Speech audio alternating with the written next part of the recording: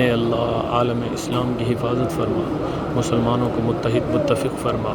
اے اللہ جہاں جہاں بھی مسلمان تیرے دین کے لیے کوشاں ہیں، تیرے دین کی محنت کر رہے ہیں، اپنی مدد اور نصرت کو ان کے ساتھ شامل حال فرما۔ قائد جمعیت حضرت مولانا فضل الرحمان صاحب دامت برکاتہم العالیہ کی زندگی کی حفاظت فرما، ہر قسم کے شرور و فتن سے ان کی حفاظت فرما، ان کی اولاد کی، ان کی جماعت کی حفاظت فرما۔ اے اللہ جس مشن کو وہ لے کے چل رہے ہیں، اس مشن کو اے اللہ اس مشن کے اندر برکت عطا فرما، اس مشن میں ترقی عطا فرما، اس مشن کو پوری دنیا تک پھیلانے کا ذریعہ بنا۔ اے اللہ جمعیت علماء اسلام کو پاکستان کی بلکہ پوری دنیا کی ایک بڑی قوت کے طور پر اے اللہ اس کو مستحکم فرما۔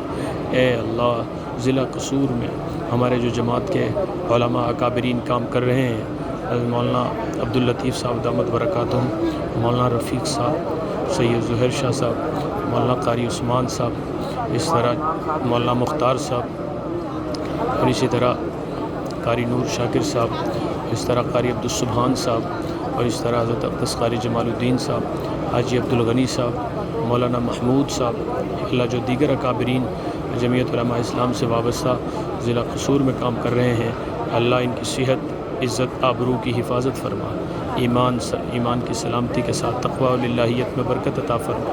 جمعیت علماء اسلام کے ساتھ جن لوگوں نے اللہ اپنے آپ کو وابستہ کر رکھا ہے، ان کو بہترین بدلہ جزائے خیر عطا فرما۔ کوٹ رادھا کشن کی سطح پر مولانا عبدالوحید صاحب اللہ بہترین خدمت کر رہے ہیں، میاں خالد صاحب اللہ ان کی زیر نگرانی جمعیت علماء اسلام کو بہترین انداز میں فعال فرما۔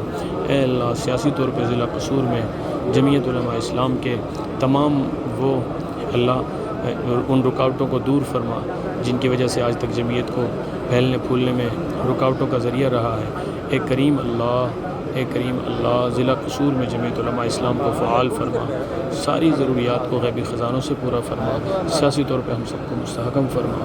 اے اللہ کام کرنے کی توفیق عطا فرما۔ صلی اللہ تعالیٰ علیہ وسلم۔